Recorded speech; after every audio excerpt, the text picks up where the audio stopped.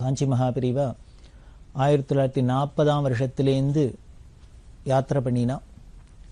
தன்னோட பராபர குரு அவள்லாம் பண்ணின மாதிரி தானும் பண்ணணும் அப்படின்னு ஆசைப்பட்டு அதில் முக்கியமான பல நிகழ்ச்சிகள் பல திட்டங்கள்லாம் போட்டா. இந்த காலகட்டத்தில் தான் தர்ம சம்ஸ்தாபனார்த்தம் அதை ஒரு செயல் வடிவம் கொண்டு வரத்துக்காக பல ஸ்கீம் எல்லாம் சொன்னா.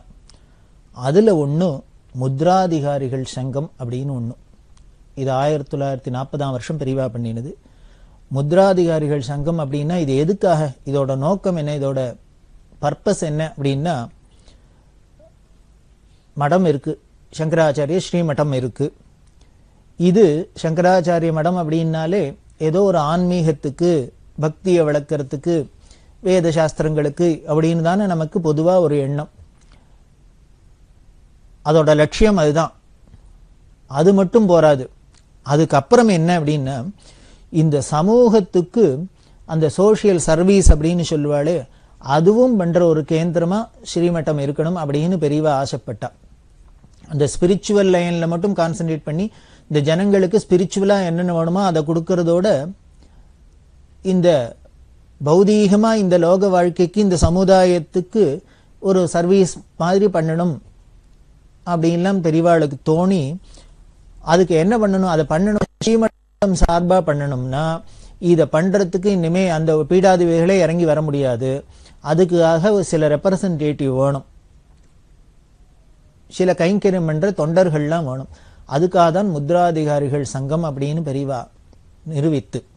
அந்த முத்ராதிகாரிகள் சங்கம் என்னன்னா, ஸ்ரீமடத்துக்கும் மக்களுக்கும் பொதுஜனங்களுக்கும் ஒரு தொடர்பை ஏற்படுத்தணும், ஒரு லிங்க் வேணும். அதாவது மடம் பாட்டுக்கு தனியா இருக்கிறது, நாம பாட்டுக்கு தனியா இருக்கும், நம்ம பாட்டுக்கு ஏதோ நம்ம காரியத்தை பார்த்துட்டு இருக்கோம், குளிக்கிறோம், சாப்பிட்றோம், சம்பாதிக்கிறோம், கல்யாணம் பண்ணிக்கிறோம், குழந்தை பெற்றுக்கிறோம், போறோம் வரோம் அப்படின்னு இருக்கிறது. மடம் பாட்டுக்கு ஏதோ பூஜை பண்ணிட்டு இருக்கிறது, அதை பண்ணிட்டு அப்படின்னு இருந்தா இது பாட்டுக்கு தனியா அது பாட்டுக்கு தனியா இருந்து பிரயோஜனம் இல்லை. ரெண்டுத்துக்கும் ஒரு லிங்க் வரணும். அதுவும் எப்படி வரணும், கிராஸ் ரூட் லெவல்ல அப்படின்பா. சாமானிய ஜனங்களுக்கும் அந்த மடத்தோட தொடர்பு வரணும். இந்த மடம்ங்கிறது சாமானிய ஜனங்கள் லெவல்லையும் போகணும். ஏதோ படிச்சவாளுக்கு படிக்காதவாளுக்கு இந்த ஜாதிக்கு அந்த ஜாதிக்குலாம் இருக்கக்கூடாது. எல்லாருக்கும் அத்தனை பேரும் நம்மளோட ஆச்சாரியால் நம்மளோட மடம் அப்படின்னு அந்த பாவம் வரணும். அதுக்கு ஒரு லிங்க் வரணும், தொடர்பு ஏற்படணும். அப்படிங்கிறதுக்காக தான் இந்த மடத்துக்கும் மக்களுக்கும் தொடர்பு வர்றதுக்காகத்தான் ஒரு ரெப்ரசன்டேட்டிவ்ஸா இந்த முத்ராதிகாரிகள் அப்படிங்கிறத நியமனம் பண்ணினா. இவா மதப்பணிகளோட சமூக பணியும் செய்யணும் அப்படிங்கிறது. இது என்ன அப்படின்னா, ஒவ்வொரு கிராமத்திலையும் இருக்கணும். எந்த கிராமத்துல போனாலும் அதுல காஞ்சி மடத்தோட முத்ராதிகாரிகள் அப்படின்னு ஒருத்தர் இருக்கணும், ஸ்ரீமடத்தோட பிரதிநிதியா. அவளோட காரியம் என்னன்னா, அந்த கிராமத்துல உள்ள ஆன்மீகமான சம்பந்தங்கள் என்ன, அந்த கோவில்ல பூஜை எல்லாம் நடக்கிறதா, அதுக்கு உண்டான கும்பாபிஷேகம் நடக்கணுமா, என்னென்ன பண்ணணும், சாஸ்திரோக்தமா என்னென்ன பண்ணணும், அதுக்கு மடத்திலேருந்து என்னென்ன போய் கேட்கணும், அவ என்னென்னலாம் கொடுப்பா, இதுக்கு இன்னும் என்னென்னலாம் பண்ணணும் அப்படிங்கிறது. அங்கே வேத சாஸ்திர பாடசாலைகள் இருக்கா, அது ஒழுங்காக நடக்கணும். இது மாதிரி எதுவாக இருந்தாலும் சரி, ஸ்பிரிச்சுவலாக இருந்தாலும் சரி, இன்னும் வேற எந்த விஷயங்களாக இருந்தாலும் அந்த ஜனங்களுக்கு சாஸ்திரத்தில் சந்தேகம் வரும், அது வரும், இது வரும், இதெல்லாம் கேட்டு நிவர்த்தி பண்ணுறது. இது எல்லாத்துக்கும் இந்த முத்ராதிகாரிகள் தான் அங்கே ரெப்ரசன்டேட்டிவ். அவள் ஒவ்வொரு கிராமத்திலையும் அந்த கிராமத்தை சேர்ந்தவாளையே ஸ்ரீமடத்திலேருந்து அவள் நியமனம் பண்ணுவா. நியமனம் பண்ணி அவளுக்குன்னு அதுக்குன்னு சில விஷயம்லாம் வச்சிருந்தா. அவளுக்கு ஒரு தடி ஒன்றும், அந்த டவாலி மாதிரி ஒன்று இருக்கும், ஸ்ரீமட முத்ராதிகாரி, இதெல்லாம் போட்டுக்கணும். அவ வச்சுண்டு அந்த ஜனங்களுக்கும் மடத்துக்கும், அந்த ஜனங்கள் சொல்றதெல்லாம் மடத்துல சொல்லணும், மடத்திலேருந்து பெரியவா என்ன சொல்றாளோ அதை அந்த ஜனங்களுக்கு கன்வே பண்ணணும். இதுதான் அவரோட வேலை. இது முத்ராதிகாரிகள் நியமனம் பண்றா. அவருக்கு உதவியா இன்னொரு உபமுத்ராதிகாரி, பிரசிடென்ட், வைஸ் பிரசிடென்ட் அப்படின்னு இருக்கிறாப்புல முத்ராதிகாரி, அவரால் போக முடியாத சமயத்துல அவருக்கு பதிலா இன்னொருத்தர் இருக்கணுங்கிறதுனால உபமுத்ராதிகாரி, அவரை நியமனம் பண்றது. இந்த முத்ராதிகாரி உபமுத்ராதிகாரிகளுக்கெல்லாம் உதவியா தொண்டர்கள், சில வாலண்டியர்ஸ் இவாழ்லாமும் இருக்கணும் அப்படின்னு இதைத்தான் இந்த முத்ராதிகாரிகள் சங்கத்தோட செட்டப் இப்படி பெரியவா நியமனம் பண்ணினா. யோஜனை பண்ணி பாருங்க, என்ன ஒரு சிஸ்டம், என்ன ஒரு தீர்க்க தரிசனம், என்ன ஒரு ஃபுல் ப்ரூஃப் சிஸ்டம் அப்படின்னு சொல்லுவாள். அது மாதிரி ஒரு சிஸ்டம் பெரியவா பண்ற காரியம் எல்லாமே இப்படித்தான் இருக்கும். அப்புறம் இந்த சங்கத்துக்கு என்ன பண்ணுவேன்னா, ஒவ்வொரு கிராமத்திலையும் இருக்கு இல்லையா, இது எல்லாத்துக்கும் ஒரு கோஆர்டினேஷன் கமிட்டி மாதிரி என்ன பண்ணான்னா மத்திய ஆலோசனை கமிட்டி அதை ஒன்று நிறுவப்பட்டது. இந்த சென்ட்ரல் மத்திய ஆலோசனை கமிட்டிக்காரெல்லாம் தான் இந்த முத்ராதிகளெல்லாம் தொடர்பு வச்சுட்டு அவ என்ன பண்ணா, அந்த சென்ட்ரல் கமிட்டிக்கு பெரியவா என்னென்னலாம் அட்வைஸ் பண்ணுவா, அவ பெரியவாள்கிட்ட சொல்லுவா. உடனே அவ அந்த கமிட்டிக்கு சொல்ல, அந்த கமிட்டிக்காரெல்லாம் முத்ராதிகாரிகள் சொல்ல, அது ஜனங்களுக்கு போய் சேரும். அதே மாதிரி ஜனங்கள் சொல்றதெல்லாம் முத்ராதிகாரிகள்கிட்ட வந்து இந்த கமிட்டிக்கு வந்து பெரியவாள்கிட்ட வந்து இப்படி அந்த ரூட் அழகா அப்படி வராப்புல பண்ணியிருந்தா. அதுக்கு ஒரு சென்ட்ரல் ஆலோசனை கமிட்டி ஒன்று நிறுவப்பட்டது. இந்த சங்கம் எஃபெக்டிவா செயல்படணுமே, இது மாதிரி செட்டப்லாம் பண்ணிட்டா போருமா என்ன, அதுக்கு எப்படி எஃபெக்டிவா வேலை செஞ்சா என்னென்ன காரியங்கள்லாம் பண்ணா இது நாம உத்தேசிச்ச பலன் கிடைக்கும் அப்படின்னு நமக்கு தெரியணுமே, அதுக்கு ஒரு சட்டத்திட்டம் வேணுமே. அதுக்காக சில விதிகள்லாமும் ஏற்படுத்தப்பட்டது. அந்த சங்கத்தோட நோக்கம் பல நோக்கங்கள், அதுல முக்கியமான சிலது என்ன அப்படிங்கறத அவசியம் பார்ப்போம். அந்த சங்கம் நிறுவனத்தே அதுக்கு சில விதிமுறைகள்லாம் ஏற்படுத்தப்பட்டது, அதோட நோக்கங்கள்லாம் சொல்லப்பட்டது. அது என்னங்கிறத அவசியம் பார்க்கணும். அதை நான் அப்படியே சொல்றேன், கேட்டாலே ஆச்சரியமா இருக்கும். இது எவ்வளவு முக்கியம் அப்படிங்கிறது தெரியும். முதல் முக்கியமான நோக்கம், சமூக சேவையில கிராம மக்கள்லாம் ஒத்துமையா சேவை பண்ணணும். எந்த ஒரு காரியம் பண்ணினாலும் சரி, ஒரு கிராமத்துல யாரா இருந்தாலும் இந்த ஊர் ஜனங்கள் எல்லோரும் அந்யோன்யமா ஈடுபடணும். அவாவா குடும்ப காரியத்தை அவாவா பாத்துக்கிற. ஒரு குடும்பத்திலேயே பார்த்துங்களேன், 4 பேர் 10 பேர் இருந்தோம் அப்படின்னா, ஒரு வீட்டுல சமையல் ஆகணும், சாப்பாடு ஆகணும், எல்லாரும் சௌக்கியமா நிம்மதியா இருக்கணும் அப்படின்னா, அதுக்கு அந்த குடும்பத்தில் இருக்கிற எல்லாரும் ஒத்துழைச்சாதான் அந்த வீடு அமைதியா இருக்கும், இந்த காரியங்கள்லாம் நடக்கும். அப்படின்னா ஒரு குடும்பத்துக்கே எப்படின்னா, ஒரு கிராமமே அமைதியா இருக்கணும், எல்லாரும் சௌக்கியமா இருக்கணும்னா அவ எல்லாரும் ஒருத்தருக்கு ஒருத்தர் ஒரு அண்டர்ஸ்டாண்டிங், ஒரு கோஆர்டினேஷன், ஒரு பிரியம், இதெல்லாம் இருக்கணும் இல்லையா? அப்படி இருந்தா தானே முடியும். அதுதான் முதல் நோக்கம். சமூக சேவையில இந்த முத்ராதிகாரிகள் நியமனத்தில் முதல் நோக்கமே என்னென்ன, கிராம மக்கள் அத்தனை பேரும் ஒத்துமையோட சர்வீஸ் பண்ணணும். சர்வீஸ்னா என்ன, அவாவா டியூட்டியை செய்யணும். அவாவாளுக்குன்னு என்ன சொல்லப்பட்டிருக்கோ விதிக்கப்பட்டிருக்கோ அதுல தவறாத செய்யணும். இது முக்கிய முதல் நோக்கம். இப்படி ஒவ்வொரு கிராமமும் இருந்துட்டா, எப்படி ஒரு கிராமத்துல 10 வீடுன்னா 10 வீடும் அவாவா டியூட்டியை பார்த்துட்டு அவாவா காரியத்தை பார்த்துட்டு ஒழுங்கா இருந்துட்டா அந்த கிராமமே அமைதியா இருக்கு, சௌக்கியமா இருக்கோ, அதே மாதிரி ஒவ்வொரு கிராமம் இருந்துட்டுனா இந்த நாடே சௌக்கியமா இருக்கும். ஒவ்வொரு நாடும் இருந்துட்டா இந்த உலகமே சௌக்கியமா இருக்கும். இதான் முதல்ல சொன்னேன், கிராஸ் ரூட் லெவல்லேருந்து பெரியவா எப்படி இந்த தர்மத்தையும் இந்த பக்தியும் இதெல்லாம் கொண்டு வராங்கிறதுக்கு இதெல்லாம் சாட்சி. ரெண்டாவது, நம்ம தேசத்துல அநேகமா கோவில் இல்லாத கிராமங்களே கிடையாது. நிச்சயமா சொல்லலாம், எல்லா கிராமத்திலையும் கோவில் இருக்கும். அதுவும் தமிழ்நாட்டை பொறுத்த வரைக்கும் பார்த்தீங்கன்னா, பெரியவா சொல்லுவா, உலகத்துல மொத்தம் எத்தனை கோவில் இருக்கோ அத்தனை கோவிலையும் கணக்கெடுத்து தமிழ்நாட்டில் இருக்கிற கோவிலையும் பார்த்தீங்கன்னா, உலகத்துல உள்ள மொத்தம் உள்ள கோவில்ல முக்காவாசி தமிழ்நாட்டிலேயே இருக்கும் அப்படின்னு. இந்த தமிழ்நாடுங்கிறது, தமிழ் மண்ணுங்கிறது ஸ்ரீமத் பாகவதத்திலேயே சொல்றது. பார்த்தீங்கன்னா அந்த பாகவத மகாத்மியத்தை சொல்றதே அந்த பக்திங்கிறவர் இந்த தேவதை சொல்றது, நான் திராவிட தேசத்துல பிறந்தேன், அதுக்கப்புறம் கன்னட தேசத்துல வளர்ந்தேன், மகாராஷ்டிரத்துக்கு போனேன், குர்ஜரத்துக்கு போனேன், அப்படி எல்லாம் சொல்லிட்டு வருது. அதுல இந்த பக்தியோட பிறப்பிடம் எதுன்னு பக்தியே சொல்றது பாத்ம புராணத்துல சொல்றதுதான் ஸ்ரீமத் பாகவத்துல வருது. எங்கன்னா திராவிட தேசத்துல பிறந்தேன் அப்படின்னு சொல்றது. இதுலேருந்தே தெரியறது பக்திங்கிறது பிறந்த மண்ணே தாய் வீடே தமிழ்நாடு தான் அப்படின்னு தெரியுது. அதுக்கு சாட்சியாதான் இத்தனை கோவில், உலகத்துல உள்ள கோவில்ல முக்காவாசி கோவில் தமிழ்நாட்டிலேயே அப்படின்னா, அதுவும் கிராமத்துக்கு கிராமம் பார்த்தீங்கன்னா ஊரே துணுண்டுக்கா இருக்கு. அந்த ஊர்ல இருக்கிறதுலே பெருசு என்னன்னா கோவில். அதுலயும் விசேஷமா என்னன்னா, அந்த சைவ வைஷ்ணவ அந்த பேதம் இல்லாத பெருமாள் கோவிலும் இருக்கும், சிவன் கோவிலும் இருக்கும். அதுக்கப்புறம் கிராம தேவதைகள் கோவில் எல்லாமும் இருக்கும். இப்படி இத்தனை கோவில் இருக்கும். கிராமம் பார்த்தா ஊரை பார்த்தா இத்தனோண்டுக்கா இருக்கும், அதுக்குள்ள இத்தனை கோவில். இதுல இருந்தே தெரியறதோ இல்லையோ எப்படி பக்தி வேறு ஒன்று இருக்கு அப்படின்னு. அதைத்தான் இங்க பெரியவா சொல்றா. அந்த தேவாலயத்தெல்லாம் அந்த கட்டடங்கள்லாம் பாதுகாக்கணும். ஒவ்வொரு கோவிலையும் ராஜாக்கள்லாம் சக்கரவர்த்திகள்லாம் எத்தனையோ பக்தர்கள்லாம் தங்களோட உடல் பொருள் ஆவின்னு அத்தனையும் செலவழிச்சு பரம பக்தியினால அவ்வளவு பெரிய ஒரு அதிசயமா சில்பாதிசயமெல்லாம் கோவில் கட்டியிருக்கா.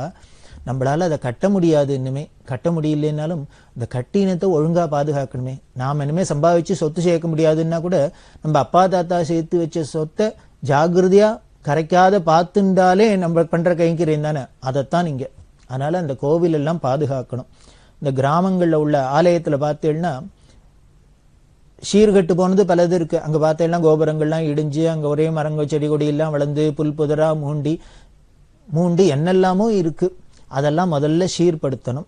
சரி, அப்படி இடிஞ்சு போனதுக்கு போக மீதி இருக்கிறதானும் இடியாதெல்லாம் பார்த்துக்கணும். ஜாகிரதையா இருக்கிறாப்புல பார்த்துக்கணும். சீர்கட்டது போக மீதி சீர்கடாத இருக்கான்னு பார்த்துக்கணும். அதுக்கு இந்த முத்ராதிகாரிகள் சங்கம் இதோட நோக்கத்துல அதெல்லாம் ஒண்ணும். அதே மாதிரி பிராகாரத்துல முளைச்சுக்கிற இந்த முள்ளுகள் எல்லாம் வெட்டுறது, செடி கொடி எல்லாம் வெட்டுறது, இதெல்லாம் பண்ணணும். இதைத்தான் அப்பர் சுவாமிகள் உழவார பணின்னு பண்ணிட்டு வந்தார். இதெல்லாம் நமக்கு பரம்பரையா வர்றதுதான் இந்த குணங்கள்லாம்.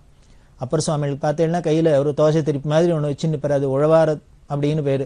அந்த உழவார பணி அப்படின்னா அவர் எந்த கோவிலுக்கு போனாலும் எப்பேற்பட்ட மகான், ஈஸ்வரனை நேருக்கு நேர் பார்த்தவர், கைலாச காட்சியை நேருக்கு நேர் பார்த்தவர், அப்பேற்பட்ட மகான் ஒரு கோவிலுக்கு போனா பெருசா பந்தாவா இனிமே சிஷ்யாளோட எல்லாம் போய் அங்க போய் மாலை மரியாதை வாங்கிட்டு வந்தார்னு இல்ல. இவர் ஏகாங்கியா போய் அங்க இருக்கிற புல்லு பூண்டு இதெல்லாம் செதுக்கி, அந்த முள்ளெல்லாம் செதுக்கி கோவில்ல திருப்பணி பண்ணியிருக்கார். உழவார திருப்பணின்னு பேரு. இப்போ பல இளைஞர்கள்லாம் பல ஊர்ல பல சங்கங்கள்லாம் வச்சுன்னு இந்த உழவார திருப்பணி எல்லாம் ரொம்ப சிறப்பாவே பண்ணிட்டு வர, அதிசயமா இருக்கு. அப்படி எல்லாம் பண்ணணும். அதுதான் இதோட 2வது நோக்கம். அதே மாதிரி 3வது ஆலய நிர்வாகம். நமக்கு சுதந்திரத்துக்கு அப்புறம் இந்த ஆலய நிர்வாகம்லாம் ஏதோ அரசாங்கத்து பார்வைக்கெல்லாம் போயிடுத்து, அவ கைக்கு போயிடுத்து. அரசாங்கத்துல அரசியலா தான் நாம எவ்வளவோ நல்லதையும் பார்க்கிறோம், கெட்டதையும் பார்க்கிறோம். நல்லதை விட கெட்டதுதான் ஜாஸ்தி பார்க்கிறோம். அப்படி இருக்கிறதுனால இனிமே அதை திருப்பி வாங்கலைனாலும் அந்த இருக்கிறவா நிர்வாகங்கள் சரியா பண்றாளா, இது நேர்மையா பண்றாளா, நல்ல முறையில பண்றாளா அப்படின்னு என்ன பண்ணும்னர் அந்த கிராமத்து ஜனங்கள் தான் கண்காணிக்கணும். ஏன்னா அவளோட கோவில், அவா ஊர் கோவில், அவா சுவாமி, அதுல இருக்கிறது அத்தனையும் அவளோட இந்த சுவாமி சொத்து. அதெல்லாம் ஜாகிரதையா இருக்கான்னு, அந்த நிர்வாகம் சரியா நடக்கிறதான்னு இந்த கிராம மக்களே கண்காணிக்கணும். இதுக்கு இனிமே வெளியிலேருந்து ஆடிட் ஆபீஸ் எல்லாம் போட்டா சரியா வராது. அதுக்காக பெரியவா என்ன பண்ணா அந்த கிராமத்து ஜனங்களே பார்த்துக்கணும்னு. அதே மாதிரி 4வது பூர்த்த தர்மம். நமது தர்மங்கள்ல சர்வீஸ்ல, சோசியல் சர்வீஸ்ல ரொம்ப உசந்ததா சொல்லியிருக்கு பூர்த்த தர்மம். இந்த பூர்த்த தர்மம்னா சிம்பிளா சொல்லணும்னா குளம் வெட்டுறது, கிணறு வெட்டுறது, இனிமே தூர் வாடுறது, இத மாதிரி கைங்கரியெல்லாம் பண்றதுக்கு பேர் தான் பூர்த்த தர்மம்னு பேரு. அப்படி பண்றதே என்ன பண்ணணும்னர், இந்த தூர் வாரணும் குளம் வெட்டணும்னா வெளியிலேருந்து கூலி கொடுத்து ஆள் வைக்கப்படாது, அந்தந்த ஊர் ஜனங்களே பண்ணணுமா. அதாவது சர்வீஸ் வாயால மட்டும் பண்ணினா போறாது, சரீரத்தினாலையும் பண்ணணும். அதுல இந்த ஜாதி அந்த ஜாதி, படிச்சவா படிக்காதவா, ஏழை பணக்காரன் எந்த வித்தியாசம் பார்க்காத அந்த ஊர்ல இருக்கிற பெரிய மனுஷன்லேருந்து சின்ன மனுஷன் வரைக்கும், ஆம்பளையிலேருந்து பொம்பளை வரைக்கும் அத்தனை பேரும் இதுல போய் மம்முட்டியை தூக்குறதோ, கூடையை தூக்கி வெட்டுறதோ, கொத்துறதோ, மண்ணள்ளி கொட்டுறதோ எல்லாம் பண்ணணும். இதுதான் ரொம்ப ஸ்ட்ரிக்டா இருந்தா பிரிவா. அப்படி பூர்த்த தர்மம். 5வது மரம் வளர்க்கறது. சாலையோரங்கள்ல எல்லா இடத்துலையும் நிழல் தரும் மரங்களை வளர்க்கறது. அப்படின்னா அரசு, ஆலு, வேம்பு, வில்வம், நெல்லி, மா, இதர் மாதிரி மரங்கள் தான். அதாவது அதனால அந்த மரத்தினாலேயே ஒரு காத்து மாசுபடப்படாது, ஏதோ அழகுக்கு இழக்கெல்லாம் வளர்க்கறது இல்லை.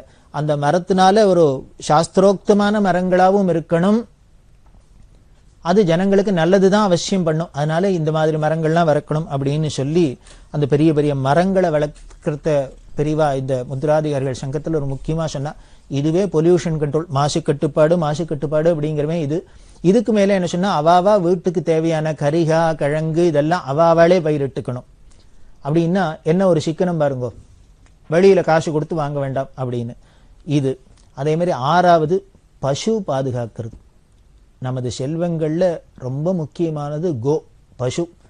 பசுனாலே நாட்டு பசு. நாட்டு பசுவோட அதுல மலமூத்திரத்திலேருந்து பால்லேருந்து சர்வமும் உபயோகமா இருக்கிறது. மரத்துல வாழை மரமும் அனிமல்ஸ்ல மாடும் தான் சர்வமும் யூஸ். அதோட கழிப்பொருள்கள் கூட உபயோகப்படும்னா ஜனங்களுக்கு இந்த பசுமாடு தான். அந்த பசுமாட்டை பாதுகாக்கணும். அதே மாதிரி தினம் ஒவ்வொருத்தரும் ஒவ்வொரு கைப்பிடியானும் புல்ல கொடுக்கணும்.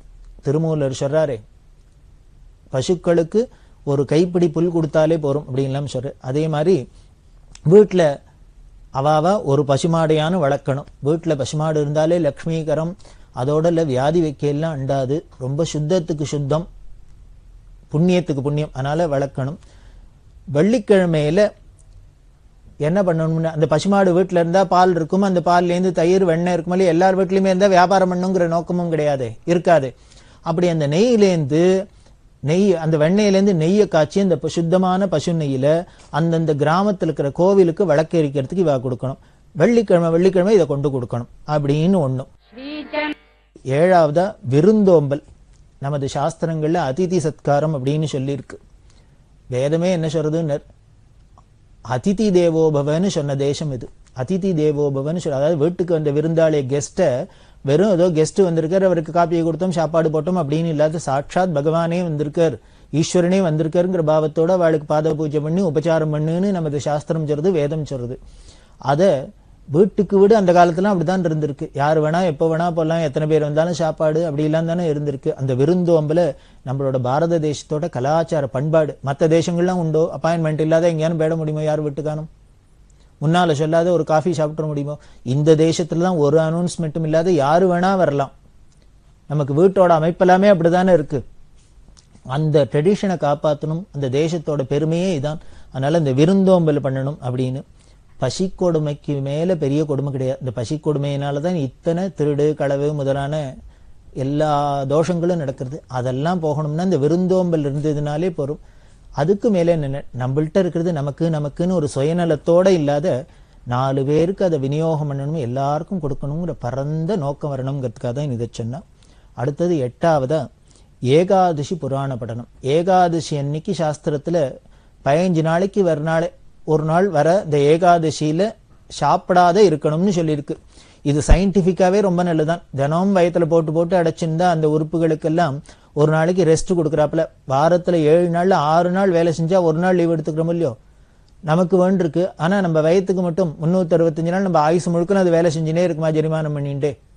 அதனால அதுக்கும் ஒரு ஓய்வு கொடுக்கணும் அப்படிங்கிறதுக்காகவே ஏகாதசியில உபவாசம் இருக்கணும்னு சாஸ்திரம் சொல்லியிருக்கு. எதை விட்டாலும் விடலாம், இந்த ஏகாதசி விரதத்தை மட்டும் விடக்கூடாது. இது எல்லாருமே பண்ணணும், எல்லா வர்ணத்தாரும் எல்லாரும் பண்ணணும். 8 வயசுலேருந்து 80 வயசு வரைக்கும் உள்ளவா அத்தனை பேரும் இந்த பட்னி இருக்கணும். முடிஞ்சா தீர்த்தம் கூட சாப்பிடாத நிர்ஜலமா இருந்தா ரொம்ப விசேஷம். அப்படி இல்லையா பால் இதில் அது மாதிரி லிக்விடா சாப்பிட்றது, அதுவும் முடியலையா ஏதோ பழங்கள் சாப்பிட்றது. குறைஞ்சபட்சம் அட்லீஸ்ட் தினம் சாப்பிட்றப்பலையான்னு வடபாயசத்தோட விருந்து சாப்பிடாதையான்னு இருக்கணும். அது முக்கியம். அந்த ஏகாதசியில அப்படி உபவாசம் இருக்கணும். அப்படி இருந்தாக்க பொழுது போகாதும், அன்னைக்கு நல்ல பொழுதா கழிக்கணும். அதுக்காக என்ன பண்ணா புராண படனங்கள், ஏகாதசி புராண படனம் அப்படின்னு கிராமத்துல ஒரு பொது இடத்துல உட்காந்து ஹரிஜனங்கள்லேருந்து அத்தனை பேரும், பண்டிதாள்லேருந்து பாமராள்லேருந்து அத்தனை பேரும் சொல்ல, ஏதோ அந்த ஊர்லயே இருக்கிறவர் பெரிய உபன்யாசகர் தான் வரணும் இல்லை, அந்த ஊர்ல இருக்கிறவா கொஞ்சம் பேச தெரிஞ்சவா இந்த புராண இதிகாசங்கள்லாம் படிச்சு அதுல உள்ள கதைகள்லாம் சொல்றது. அதுல முக்கியமா பக்தாளோட சரித்திரம்லாம் இருக்கணும். அதுவும் நம்ம நாட்டு 63 நாயன்மார்கள் ஆழ்வார்கள் இவாளோட கதையோட, இன்னும் துக்காராம் சுவாமிகள் முதலான தேசத்துல பல மீராபாய் இவாள மாதிரி பக்தாள்லாம் இருக்கு, அவளோட சரித்திரத்தெல்லாம் சொல்லணும்.